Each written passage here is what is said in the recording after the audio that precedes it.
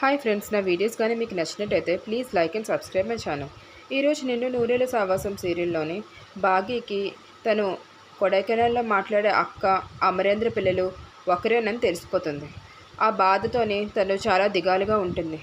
తను పిల్లలతో ఏం మాట్లాడాలో తెలియక అటు ఇటు తిరుగుతూ ఉంటుంది. ఆ ఇంట్లోనే పిల్లలు అందరూ కలిపి కూర్చొని మాట్లాడుకుంటూ ఉంటారు. అప్పుడు బాగి బయట నుంచి వాళ్ళని గమనిస్తూ ఉంటుంది.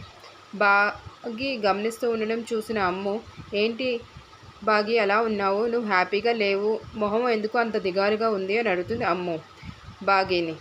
బాగి అంటుంది, ఏం లేదు అమ్ము, నేను బాగానే ఉన్నాను అని చెప్పి కవర్ చేసుకుంటుంది. కానీ పిల్లలందరికీ అర్థమవుతుంది బాగి ఏదో టెన్షన్లో ఉందని చెప్పి. వాళ్ళు ఎంత అడిగినా తను చెప్పదు. అమ్ముని అంజలిని దగ్గరికి తీసుకుని తను బాధపడుతుంది. గట్టిగా గుండెలకు హత్తుకొని తను ఆరు అక్కను తలుచుకొని బాధపడుతూ ఉంటుంది.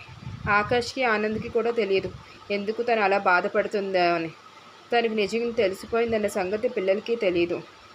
అప్పుడు తను అలా బాధపడుతూనే ఉంటుంది. వాళ్ళకి ఎలా చెప్పాలో ఏమని చెప్పాలో తెలియక. ఇంకా ఈరోజు నిండు నూరు ఆవాసం సీరియల్ ఏం జరుగుతుందో చూడాలి మరి.